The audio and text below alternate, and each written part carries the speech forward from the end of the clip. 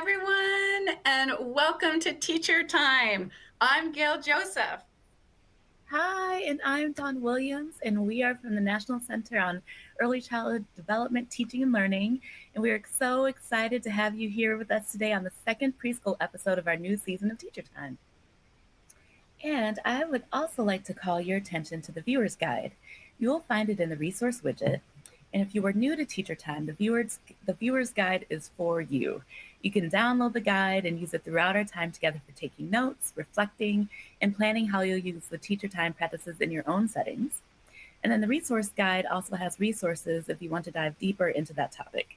Okay, I think that's all for logistics, so let's get started. Let's get into this. We are very excited to be focusing this season of Teacher Time on supporting young children's self-regulation and learning. Supporting self-regulation and learning is also referred to as approaches to learning, that first blue column of the Head Start ELOF, or Early Learning Outcomes Framework. And in the October episode of Teacher Time, we focused on emotional and behavioral self regulation skills. And today we are focusing on cognitive self regulation.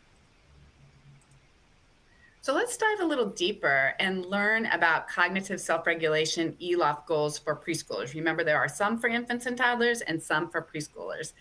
So this subdomain is made up of 5 goals, has quite a few goals there. The child demonstrates an increasing ability to control impulses.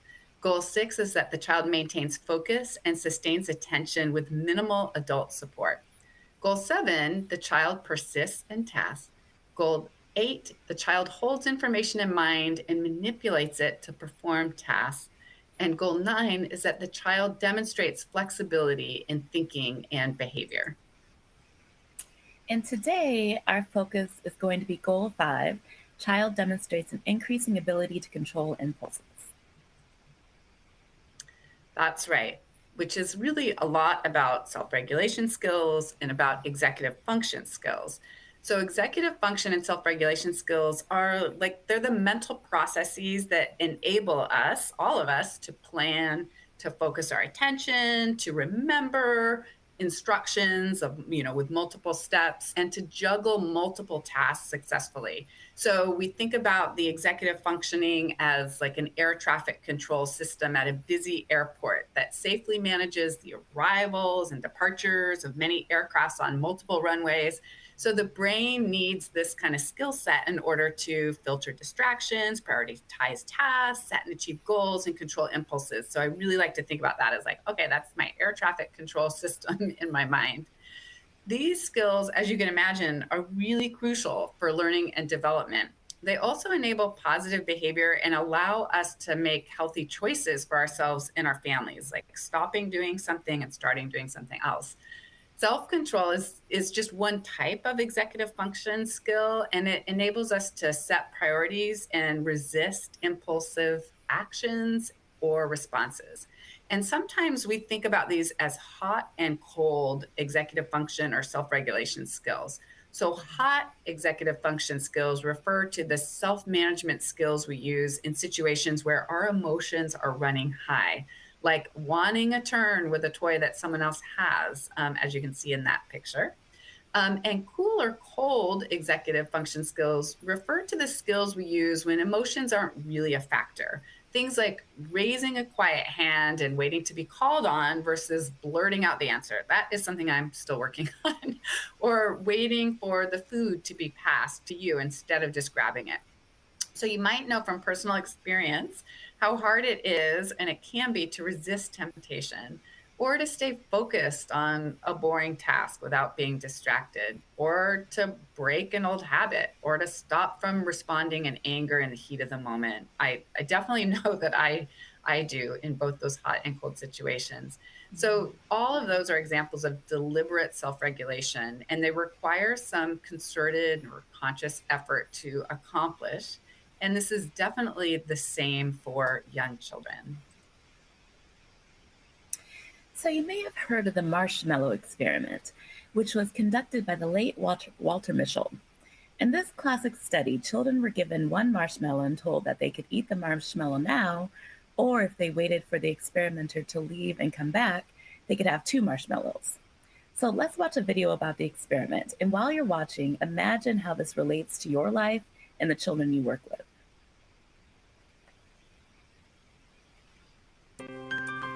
This is a bell, okay? It's called the marshmallow test. We try to set up situations in which young children make a choice between 2 of something that you prefer later or 1 of something that you prefer a little less now. If you had to choose, would you like to have 1 marshmallow? Yeah. Or would you like to have 2 marshmallows? The whole point of the experiment is to set up an intense conflict between the 2. Now here's how we play this game. I'm gonna leave the room. While I'm gone, if you can stay here and wait for me to come back without eating the marshmallows, then you get 2 marshmallows. Okay. But if you don't want to wait, you can make me come back right away. The bell. By pressing the bell. But then you get 1 marshmallow, not 2 marshmallows. I won't ring the bell. You won't ring the bell? Okay. The conflict for the child is very heavy, is that about half will go one way and half will go the other. Oh, you made me come back. It's like a little window into willpower for dilemmas that everybody faces. I wonder what's taking her so long. What we found is a very simple and direct way of measuring a competence that seems to make an important life difference. The longer they were able to wait at age 4, the better the ratings of their ability to control themselves and to pursue their academic and other goals. Please come back. The kids who are able to delay gratification are increasingly learning ways of managing frustration, ways of managing distress. In middle life, there's less drug use, higher educational level attainment, much less likely to have lowered self-esteem, to engage in bullying behavior with other people. Correlations are clearly statistically significant, but that in no way means that a youngster who at age 4 didn't wait a long time is in any way doomed. Oh, right. I love that video. And before we go on, I want to thank Ellen Galinsky and the Mind in the Making group for lending us that video of the late Walter Mischel and having him hear about his classic experiment. So I don't know about you, Dawn, but I like watching the children and the strategies they were using to resist that. Oh my gosh. So I want you all to think about like what you saw. Like I love like the one that was like controlling her hand or, walking around, self-talk. We heard some self-talk. We heard some removing from the stimulus, some trying to distract with other things. So many great strategies. And I want you to think about for yourself, for our Teacher Time viewers, what are your marshmallows in life? What are things that really tempt you? And enter those into the Q&A now. What are some things that you are having? I'm going to look here in the Q&A and see some of these responses that are coming in.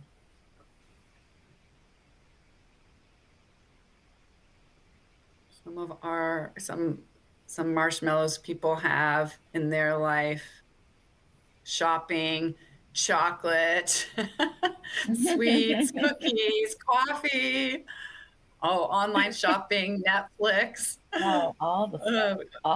We're seeing all these things. I see jelly beans, leftover Thanksgiving pie. Like a candy store. How hard is that? I'm seeing some of mine in here, buying books. So, oh my gosh, yes, like wanting to talk, interrupting someone to talk.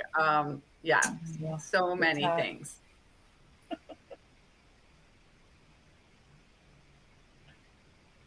All right, I feel like Should we ask them our next question here? Yeah, so then what are some of the strategies you use to keep yourself from engaging in these impulsive behaviors? Yes. Let's see. All right, we've got lots of examples of things of our marshmallows, and now we want to see what are some of the ways that you stop yourself. Get your mind busy on something else. Avoid. It's hard to just avoid, but yeah, avoid. Look away. Cleaning. Yep. Putting out of sight. Yep. I do that too. I say, I might give myself this, but first I'm going to do the dishes, and then maybe it goes away after I've done that. Okay. Some self-talk, dance or sing, waiting, taking a walk. That's good. Drinking water instead. Like think, okay, that's a good one. Brushing teeth. Oh, that's nice. Yeah. Oh, that's a good idea. Yeah. Don't go to the store or online shopping. I wish it was that easy to just not go. So whoever wrote that, right? Tell us how you stopped doing that. What are the ways that you are engaging this? Oh, first and then. Like first I'll do this and then I can have that. That's nice. That's nice. Setting a limit. That's great. Setting a limit. Chewing gum instead. So doing something else instead. Distracting yourself. Kind of coming up with using your marshmallow, if you will, as a reward for doing something that you don't really want to do. Right. I love that. Target is so hard. Target is hard. These are great things.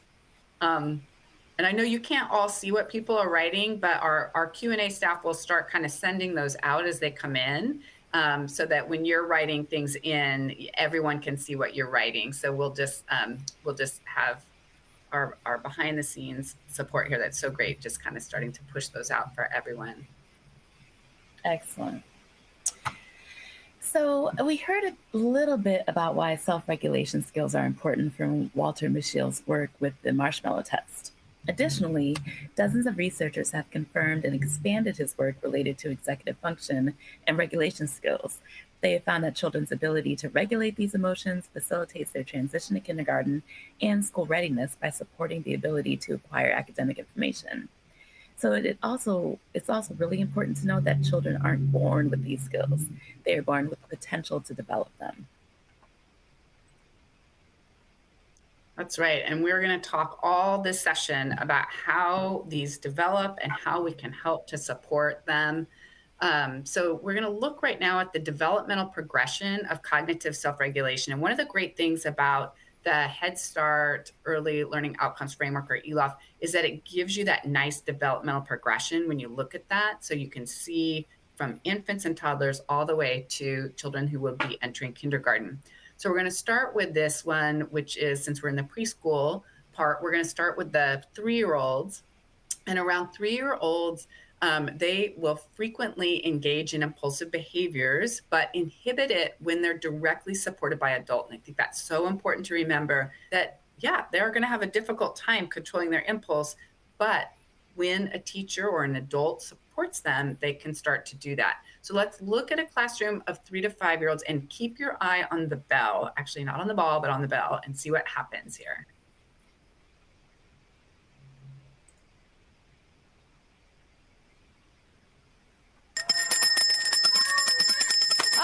Friends, you don't have to clean up. Let's line up for circle time, then we come back outside. If you like to have a turn.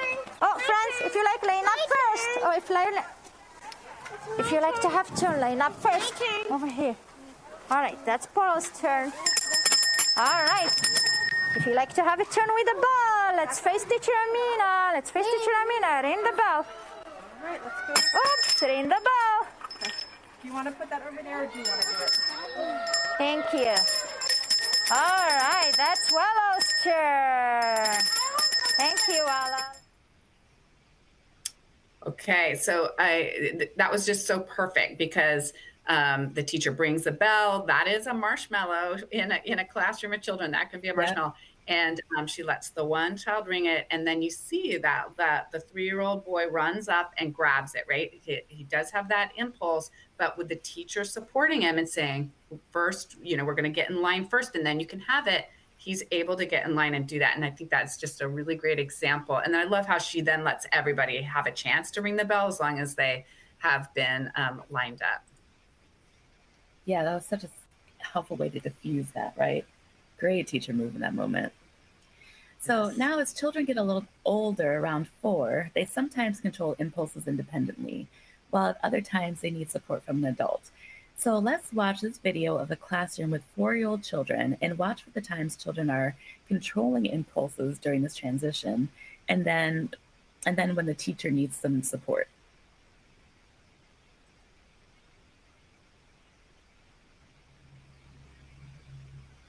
And we'd love to hear your observations in the Q&A as you watch this one.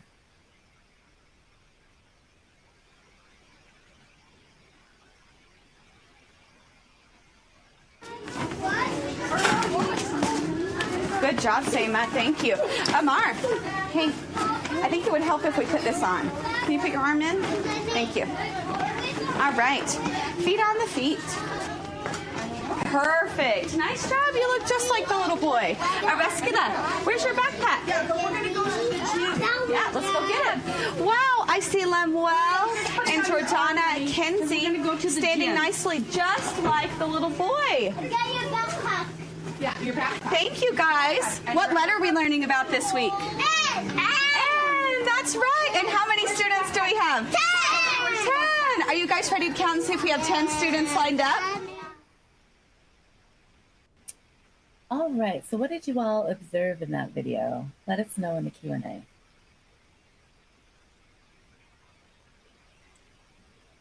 The strategy she was using. I see, okay, the teacher was praising. She was getting down on eye level and helps the children pay attention. She kept them engaged when they're in line. There were clear instructions. Great. Redirection, a friendly voice, reinforcement, there's a visual prompt. So many great ideas. Yes. Yeah, all of those things, like sometimes needing adult support to control impulses is developmentally appropriate. And that's what 4-year-olds need at that moment. That's right. So it looked to me like it was a little bit less support than what the in our bell ringing example, right? Like where there was a little bit more support. So it's like kind of lessening support. But I love that what we're seeing here is that these are developmentally appropriate, right? Like this is developmentally appropriate behavior, is to have some impulses that you act on. And it is with this adult support that we're really kind of scaffolding the ability to regulate those impulses, so to gain those skills there. So so now as children are getting closer to going to kindergarten, our goal is that children will be able to stop an engaging activity to transition to another less desirable activity with adult guidance or support. So I just think about that for a moment. Like, stop doing something you really want to keep doing and start doing something you don't really want to do, which is like maybe clean up. I feel like that's school and that's life a lot of the times. So that's what we're looking for as we're starting to get. Yeah, that is life, right? It's a skill that we need to develop. So we're also looking for the ability to delay like gratification. So delay having your desires met, such as agreeing to wait to start an activity, so hard to do. And then without adult reminders, wait to communicate information to a group. So again, this is the one I'm still working on, but like raising a quiet hand when you want to be called on, right? So maybe the teacher is asking the whole group at circle time something and you really want to give the answer, but you have to wait and raise your hand. That's something that we're looking for, again, as we're getting about ready to go to kindergarten. And then refraining from responding impulsively, such as waiting to be called on during group discussion or requesting materials rather than grabbing them. So we're going to now look into another classroom, and the teacher's going to tell children, again, we've got some older children here, still preschoolers, but older. The teacher tells the children that it's time to clean up, which is exactly that, stopping doing something you want to do and start doing something you don't want to do so much. Now, cleanup time requires a lot of cognitive self-regulation. And so let's watch what these young children are doing, and put your comments in there, what you see them doing in terms of cognitive self-regulation and the skills that we were just going over. Because they are crazy. Okay, friends, let's clean up. My friends, it's time to clean up. Now we're going to get ready.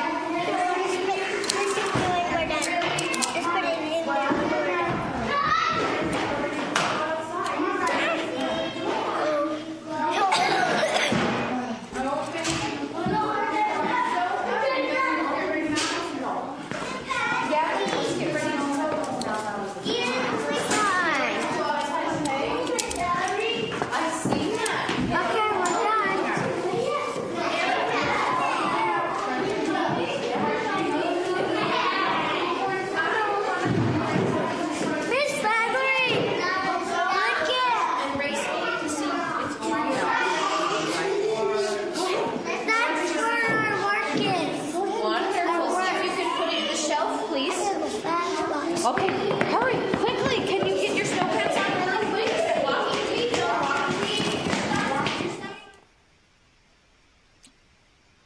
Yeah. Pretty great, isn't it? So Yeah. people are already writing in. Nice tower. Yeah, it was a great tower. But you saw them, they were really enjoying playing. They hear just the group cue, right? So remember, in the very beginning, we see that the teacher really has to intervene with the young child, a little bit less so when they're around 4, lots of visual supports and group guidance.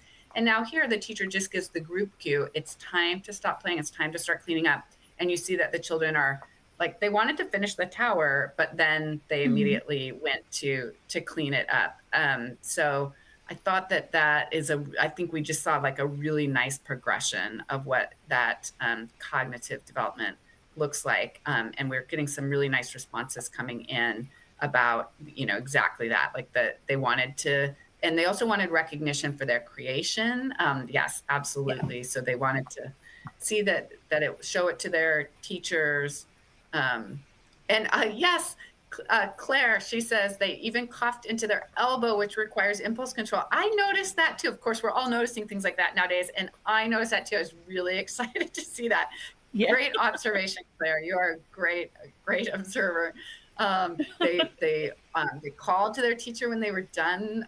So again, like just, and again, those kiddos are about to go into kindergarten. So nice progression that we see there.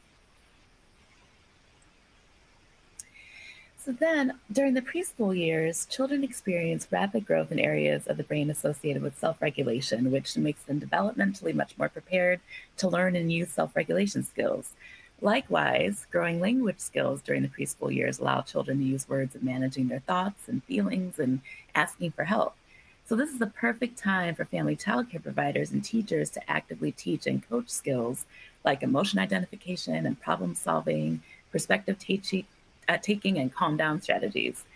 We covered some of these in our last episode of Teacher Time, and you can catch it on demand and push play. But children will need considerable repetition, prompting, and practice in using these new skills. There's lots of opportunities to do all of that. Teachers and caregiver modeling of these skills is also important, as children watch adults closely to learn how they should behave.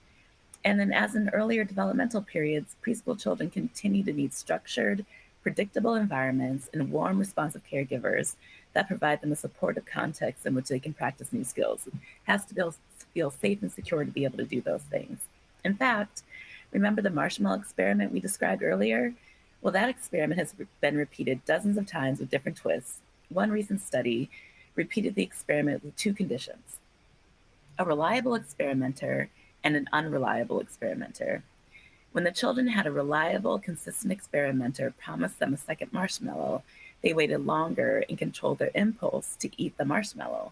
When the experimenter was less reliable, the children were less likely to wait. So as children are developing their cognitive self-regulation skills, having a predictable environment and responses from adults are key. And those strong relationships that you've been building also help with that, right? The more they trust you, the more likely they'll be able to be successful at this. So the good news is that we can teach children these skills. So it is time to turn our attention to Teacher Time basics and think about how we can use these strategies for cognitive self-regulation. That is right. I love that study you just talked about, Dawn, like how important that is, like that like the reliable environment allows Mm-hmm. children to start developing those skills as we saw in that progression. That's so key. So we're here, Teacher Time Basics. This is new to this season of Teacher Time. We love these basic skills. These are a collection of strategies that we can use in really in any setting that you are interacting with preschool age children or even younger children. And we use these and we review them, I would say, in each Teacher Time episode, because no matter what the content is that you're focusing on, it could be math, it could be literacy.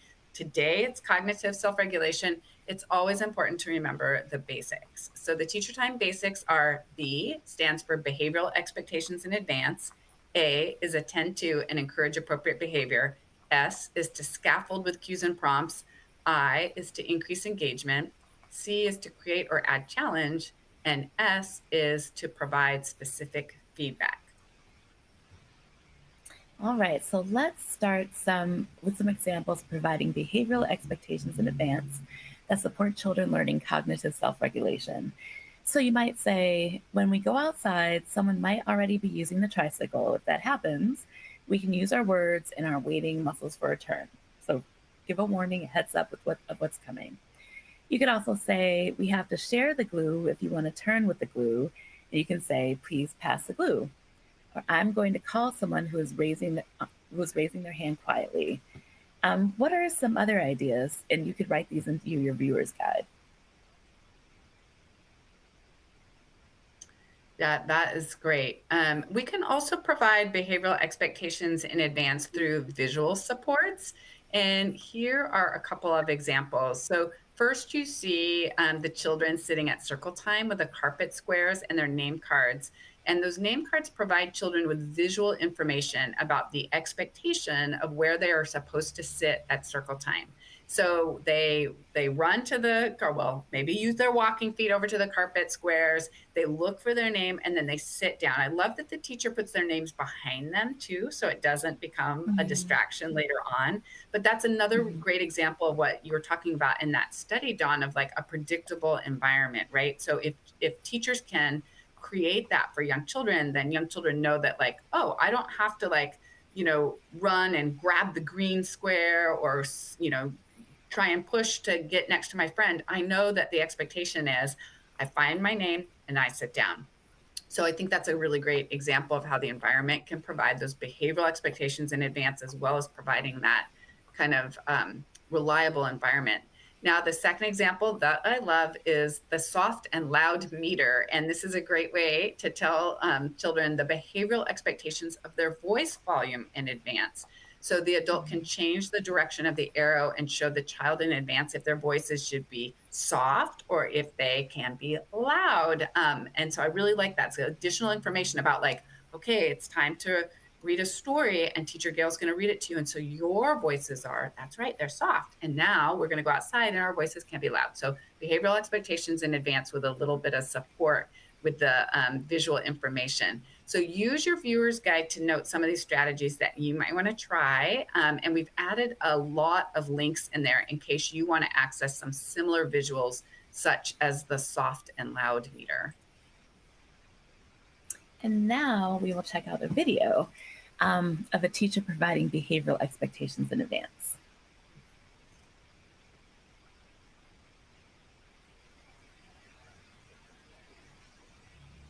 If you go to small group and you come out and your house is not here anymore, is that a big problem or a small problem? What do you think? Yeah. Which one, big or small? Big. Oh, is it a big problem? Yeah. So what are you gonna do? What are you gonna do if you're upset about it?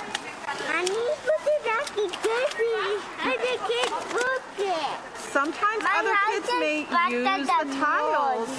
They might use the tiles, and that's okay. Can I You say can something to build make that I again. can do? And you can say, oh, I bummer. don't know how to make it. Let me You want to try that, Koa? I know how to make it. You don't need Bummer. to show me. I need a square, that's all. That's all. Like this. Like that. Oh, this teacher does such an excellent job of talking through what could happen, preparing him her situation with the tower. Like she does a great job of priming them for what might happen. I think that's so true. Like, just like, priming that, like, priming the utilization of those cognitive self-regulation skills. I love it so much. And right in the moment, too. Right? Like, and it just, yes, exactly. And she did it so well. You know, it doesn't have to be perfect, and it just was exactly what he needed. That's right. So in that video, she also introduces a strategy. She says, okay, but if somebody, knocked over your tower, or somebody took a block, whatever the situation is, she primes them with a strategy that they can use, right? So if that's going to happen, what can you do? And so she introduces, you could say, oh, bummer, if he gets upset or feels disappointed. This is such a great strategy. I use this all the time in the Head Start classroom, where I would tell children, like, I can only pick one of you to be my helper. And if I don't pick you, you might feel disappointed. And what can you do if you feel disappointed? And it was like, oh man, or maybe tomorrow, or maybe next time. And I love it. Shout out to our colleague, Heather Floyd, who I hear you saying, oh, pickles, which I think she actually learned from a Head Start child. And she has, and she gave him proper credit for that. But I love that one too. Oh, pickles. That is such a great phrase to use. But the idea here is that we're going to do that in advance, right? It's going to be really hard if we're in a hot executive function moment where my emotions are running high to have that skill come to me. So I want to prime with little things, right? Like, like, what if I don't call on you? Oh, pickles. Or what if we don't pick the right book or the book that you wanted to learn? Oh, bummer. Maybe next time. And if you want the visual of this little guy doing oh man or oh bummer, we've actually put that in the viewer's guide so you can have that visual. But while we are thinking about this one, right into the Q&A, do you have any catchphrases or things that you've done to teach children in advance what they could do if they feel disappointed? So do you have a little catchphrase you use? Is there a gesture that they use, or some kind of way that they can express that their disappointment so that they can then have it acknowledged and move on? We're going to look to see some of these. Say, rats, snakes, and eyeballs. I love that. I love that too. We get upset. I know that song. I love that one in the sing-songy voice. Smell the roses, blow the bubbles, and then shake it off. Okay, I love that we might shake it off. This gesture. Oh, sorry. Yeah. An accidents happen song. Oh man, I can try again next time. I love this. Kiss your brain, and then have the child kiss their hand, and then move to their forearm. Okay, I love these. These are coming in really, really fast, and I know we actually have the great Heather Floyd helping us push these out so everyone can see them. So excited about that. Okay, we could spend the whole time just on this. I'm gonna move us on. So to the A. The A in basics is for attend to and encourage appropriate behavior. So one sure way to help children learn cognitive regulation skills is to give them your time, attention, and encouragement when they are controlling their impulse. So here are some examples of what this might look or sound like. Praise children's attempts to regulate or control their impulses. So you might say, Jeremy, thank you for remembering to raise your hand so everyone gets a turn. Or it's hard to wait for a turn, but you are really good at it. Or I heard you ask Jewel to please pass the glue, and now you are adding sparkles all over your picture. Or, whoa, it's so hard to look with our eyes sometimes, especially at something so cool. But you were doing great. Elbow bumps for you, my friends. What are some of the ways you provide attention and encouragement? I'd love to see those ideas pop up into the Q&A too. We're getting so many great ideas coming into Q&A. I love this around ways that you provide attention. That's a great one. That's a That might great have been from one. the last one, I guess. Handling disappointment. I Yeah. might be behind. All right. We are high five. We see that one coming in. I'm going to move us ahead because I'm looking at our time. I'm like, oh my gosh, where's it going? Okay. And speaking of high fives, that Janice, I hope I'm pronouncing your name correctly, wrote in. Yes, we can do high fives. We can attend to and encourage appropriate behavior with words and gestures. Those gestures can mean so much. Sometimes kids don't want to be called out in front of everyone, but if you can do a little like high five or a thumbs up or a fist bump or a hug, all of that can send a message to a child that their efforts are being noticed, that they're important, and that skill that they're demonstrating deserves some recognition, because it's hard to do. And I love this photo of our colleague, Dr. White, because there is no doubt in this child's mind that they just did something really awesome Right. with that, like, like looking eye to eye and the big high five there. So high five to everybody out there who is giving some attention and encouragement to children when they're doing things that are really hard to do, like cognitive self-regulation skills. Mm-hmm. Okay, so on to the S. A very important part of helping a child learn is providing them with scaffolding. So scaffolding is how we help a child learn by providing them with just the right amount of assistance to help them reach the next level. Just like we were seeing in some of our videos earlier. We can provide verbal prompts like remember what you can say if you are disappointed, but we can also use visual cues to support children's learning. So here are some examples of visual cues that can help children with their cognitive self-regulation. In this picture, we see an individualized support for a child who needs some ideas of what to do while they wait for an adult. You could count your ABCs, you could run through your numbers through your head, as some examples. I love those examples, and assistance it's so important, right? To be able to scaffold that. So that's a really great example of those visual cues. And it's when you notice that a child might get impulsive. So this is why it's so important to be a really sensitive teacher, right? To have those eyeballs on the back of your head if you can grow them, right? So that you can always be looking, that you're scanning a lot, so that you can see when a child is getting close to being impulsive, right? That's a great time for us to kind of catch them so that we can prompt them and remind them to use a strategy, to use an oh pickles if we're going to use that, or maybe next time. But also just kind of noticing that they might be getting frustrated and providing a little bit of support for them. Like you notice a child starting to get frustrated with a puzzle, so you move in and you point out, like, maybe you're working so hard on that. So giving some recognition for working hard. Would that piece fit if you turned it just a little bit, right? So you're not completing the puzzle for them. You're not waiting till they fall apart, but you are just saying, can I give you a little prompt? What if you turned it just a little bit? Or what if you looked at the picture again? Just those little cues to help support a child when they're just starting to maybe starting to get a little bit dysregulated there. Mm-hmm. All right, and the I is increase active engagement. So it's another way that we can support cognitive self-regulation. Actively engaging children during wait times is a great strategy. For example, these visuals are taped down on the counter where children wait in line to use the sink. Each visual provides children with an active thing to do while waiting, like hop on one foot or give a high five. What are some of the ways that you provide active engagement during transitions that has some waiting time? I'd love to see those ideas pop up in the Q&A. Oh, we need lots of those ideas. Those are always the times when we're teaching that we're feeling like, okay, it's just if children have to wait too long, how can we create those ways to resist the marshmallow, I guess, if we're going with our analogy there. Right? Resist the marshmallow. Yeah.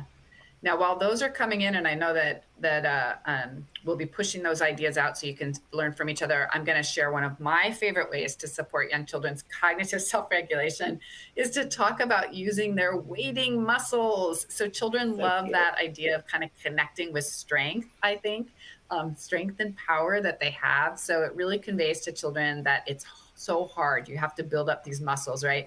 So it's hard to do, and you can keep getting better at it by practicing. So so whenever we see a child that's just having like this little girl, this is a perfect opportunity. She's definitely waiting in line for a little bit there. And we can just say, oh my gosh, you are really using your waiting muscles, you know? And children love to have that. I mean, not every child, but children I've worked with have really found that a fun way to kind of be recognized for waiting. And then we've actually also created an using your waiting muscles certificate in the viewer's guide that you can grab. And maybe you want to hand that out at the end of the day if you notice the child did a really great job of using their waiting muscles. So think about doing that one for a way to both kind of attend and encourage and increase active engagement. Oh, that visual is so cute. I love that. Yes, shout out to Tammy who created that for us. Well done. Okay, for the letter C in basics, we have create or add challenge. So providing challenge helps children grow and develop their cognitive self-regulation as well. Think about ways to challenge children's cool self-regulation. Remember, we talked about the cool and how earlier. Remember, cool means that there is not a heated emotional context. So one way to add challenge is to play games that require a child to stop a behavior and then add challenge. For example, red light, green light is a great game to support a child's cognitive self-regulation. When they see or hear green light, they can move forward to the finish line, or when they hear or see red light, they have to stop. So after children have a lot of experience, you can add challenge. For example, in the photo, we see a child adding yellow light, which means move slowly. So this is a way to create more challenge. I love it. That's a fun way. And that's what we see, right? We see that increasing progression of being able to delay gratification or control impulse. And that's a great way to add challenge. So finally, the second S in basics is to provide specific feedback. And here are some examples of a teacher or family childcare provider providing specific feedback to a child who is trying to use their cognitive self-regulation skills. And as a bonus, when you're giving specific feedback, you are also acknowledging the child's skills. So 2 of our basic strategies in one statement, things like, I saw you put your hands behind your back when I said, look with your eyes. That's a great strategy. So we're praising that strategy that they're using to engage in some self-control. You are raising your hand, but I still hear talking. I'm looking for people with quiet voices and hands raised. Yes, Gigi, you have a quiet hand. You can come up next. And I see you're using the all done bucket. That is a great way to help yourself wait for your friends to finish their small group activities. So just some examples there. Okay, so remember the teacher time basics to support child's development of cognitive self-regulation. You can use your viewer's guide to write down ideas that you want to try and ideas to share with your colleagues, especially all those ones that get pushed forward through the Q&A. There's lots and lots there. So many. And now it's time for our segment, Small Change with a Big Impact. And here we are highlighting a curriculum modification or adaptation that can help a child who just needs a little more assistance to fully access, participate, and thrive in a learning environment or group routine and activity. So today's modification is the All Done bucket. The All Done bucket is designed to help support children who may finish a small group activity or a meal before others. Some children, because of their age or skill, may not participate in an activity as long as others. So when they are all done, but you are not ready for them to leave the table entirely, they can grab something to do from the All Done bucket while they wait for the table mates to finish. And you are ready to transition the children to another activity or routine. So some of the ideas of activities I've seen teachers or caregivers put in All Done buckets include folder games, puzzles, peg and peg boards, books, and geo boards. And then this picture shows an example of an All Done bucket with picture books in it. One tip, though, is to not put the most exciting toys in the All Done buckets because children may finish too quickly just to get to their favorite toy that's in the bucket. So in the viewer's guide, there's also some more ideas of things you could put in your All Done bucket. I love this strategy, such a good strategy, and definitely learned from experience not to put the most exciting thing in the all done bucket. And now our segment, Focus on Equity, one of the most important sections of our season this time and teacher time. We lift up the value of equity and consider how we can make our teaching practices more equitable. Yeah, so we had an opportunity to interview Mike Brown, who you see pictured there. He is the Senior Community Engagement Manager at Hilltop Children's Center in Seattle, Washington. And he wrote an article and did an interview with his colleague Amir Seam Gilmore about Black humanity and Black boy joy. So, for more information, his interview is available on My Peers. But we want to tell you a bit about it and make connections to today's topic. So, in the article, they talk about the importance of joy, how that joy is frequently demonstrated in early childhood, but all too often, and especially for young Black boys, that joy is mistaken or mislabeled as challenging behavior or a lack of impulse control. So it's so important that the joy be fostered, especially in early childhood. So one of the things they talked about in the video is that this pedagogy of no, which is don't do this or stop doing that, which is a lot of what you hear. And instead of having that pedagogy of no, how can we shift perspective to foster yes spaces of joy where children can express joy and not have it confused for a lack of impulse control? So one thing we want you to think about are the ways that you can create more yes spaces in your program. Reflect on it if you have ever confused joy for an impulse control issue and perhaps redirected versus joined in the joy. Think about if there are some groups of children you are more likely to redirect from perceived misbehavior, or how you can redirect yourself to more yes and more joy. I'd love to hear your ideas in the Q&A. Someone says powerful.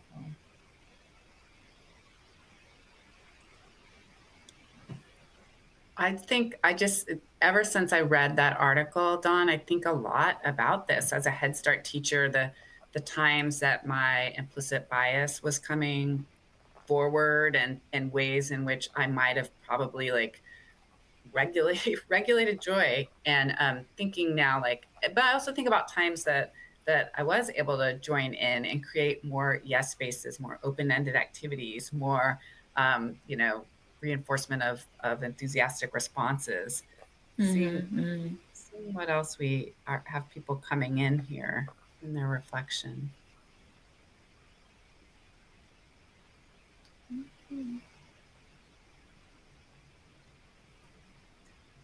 I know I shared this example with you before, Dawn, but I was thinking about it. I always think about this when I watched a teacher with a group of young children, and they were at the zoo on a field trip, and they were supposed to go down the hill to get to the next activity. And as the teacher was leading the way, and one of the children just kind of ran past the teacher and was running. And I think, gosh, I probably would have been like, stop, you walking feet, whatever. But instead that teacher just said, yes, Carla, lead the way. And I think like that's like a nice reframe into like joining in her joy in that moment. So yeah, that's a perfect example, right? Because you would be excited to go see something, right? Oh yeah, one of the things like really talks about is like shifting your perspective and taking some moments to be able to reflect to do that, so that you can, shift in a moment like that and say, go follow the lead and follow the joy. You're running through the zoo. Follow the joy. Just a really great example for us to reflect on,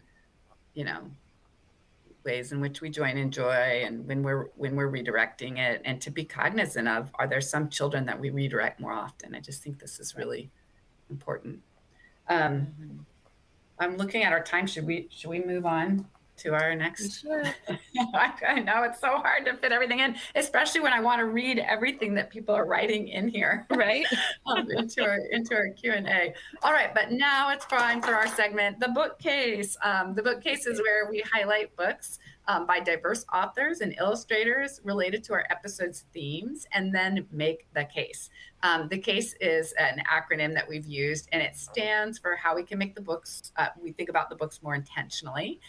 C stands for a connection. So when we connect the books to an ELOF goal, we want to make sure we think about books intentionally about how does this connect to what skill I'm trying to support. A stands for the advanced vocabulary that we can find in the book, a wonderful way to introduce children to novel words and build with those child-friendly definitions. S stands for supporting engagement during book reading so that children are active participants in the book reading. And E stands for extending the learning beyond the book. So thinking about activities you can plan or ways that you can connect to the characters or the skill that you're developing, building that advanced vocabulary and deepening concept developments. So you can read about the books that we've selected. I'm going to just highlight them really quickly. So one of my favorites, Waiting is Not Easy by Mo Willems. This is the tale between Elephant and Piggy, and Piggy tells Elephant there's something really great about to happen, and oh my gosh, Elephant has to wait and wait and wait, and it's really hard to wait, and that's what we've been talking about. I love this one too. This is a new book to me. This is How Can I Wait When There's a Treat on My Plate? Which is just what we were talking about. It's actually a children's book written based off of the Marshmallow Experiment by Dan Graham and illustrated by Teresa Martinez. It's about two twin boys, and one of them, everything's the same about them, except one of them's really great at waiting and one is not. And then they start to teach each other a plan for waiting, and it's really great. And it also has some links to some recommended practices and things you can do in the classroom. So one definitely on your bookcase. I also love this one. This one is by Gabby Garcia, and it is I Can Do Hard Things, and it is written both in English and in Spanish. In fact, I think everything Gabby Garcia writes is always in English and Spanish, which we love. And this is just a book of mindful affirmations for kids, things like saying like, I can wait, I can do hard things. And then finally, the book that we're going to build our bookcase from is, or build our bookcase for, is Impulsive Ninja. This is a book by an author, Mary Nin. And this is part of a series of books with highlighting different skills. So there you see the author. And then this, I love this book. So if we start to think about making the case for this, definitely Impulsive Ninja has a connection to our ELOF goal about increasing ability to control our impulses. There are a few advanced vocabulary words in here that are really important to highlight. Words like impulse and patience. Those are things that would be great words to introduce to young children. And then you can, when you're thinking about it, you can increase support active engagement by asking children open-ended questions, seeing if they can move their body like the Impulsive Ninja. But one of my favorite things about this is that they talk about using the superpower of pause. The superpower of pause. That is something I want to get better at, like practicing my superpower of pause. And that is kind of stopping myself from doing something impulsive. So using that superpower of pause. So pause is a great vocabulary word, but also supporting that active engagement, like practicing using our superpower of pause. And that leads into what I think is a great way to extend the learning is by maybe playing, practicing our superpower of pause by playing statue tag. And that is this little guy in the middle is playing that, where the teacher, when the teacher is looking at you, kind of like red light, green light, you have to stop and freeze. And then when they turn around, when they're not looking at you, you have to run up. But when they turn back around, you have to freeze and use your superpower of pause in a statue. So it's a great way to kind of extend the learning from our Impulsive Ninja book. All right, so let's woo-saw our attention over here to this It's All About You segment. Just have a little bit of our time left.